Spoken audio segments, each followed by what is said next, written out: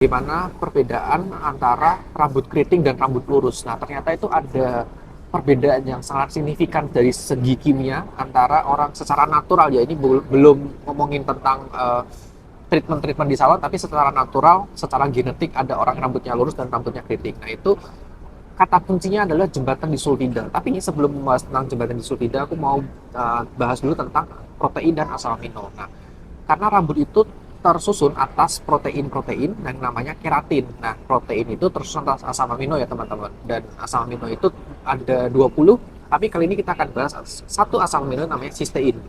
Nah, jembatan disulfida tadi yang aku sebutkan itu adalah suatu ikatan antara sulfida dan sulfida, gugus namanya tiol.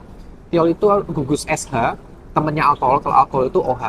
Nah, di asam amino sistein itu rantai R-nya yang beda-beda setiap asam amino itu adalah gugus tiol itu sendiri, SH itu. Nah, jadi dalam protein itu juga ada beberapa struktur, ada primer, sekunder, tersier, kuaterner. Nah, kalau primer itu bicara tentang susunan asam amino itu sendiri, misalnya glisin, valin, fenilalanin. Nah, itu kan urutannya ya, itu struktur primer. Tapi kalau struktur sekunder itu lekukan-lekukannya seperti alpha helix atau beta sheet, lempengan beta gitu ya.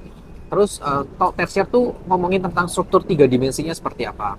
Kalau kuaterner tuh udah apa ya, subunit dikumpulin jadi satu, jadi suatu protein yang fungsional.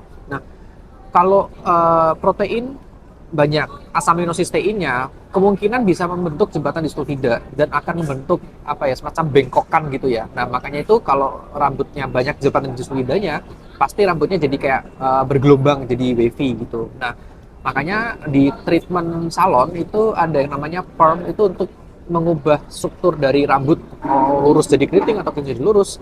Itu kita bisa pakai bahan kimia namanya amonium thioglycolate. Itu bersifat reduktor, jadi dia mereduksi jembatan-jembatan disulfidanya itu jadi SH semua.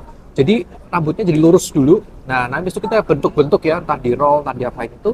Habis itu kita fiksasi lagi pakai oksidator namanya hidrogen peroksida. Dioksidasi lagi supaya jembatannya bentuk lagi dan pas itu strukturnya udah lekuk-lekuk atau sesuai yang kita inginkan. Gitu teman-teman.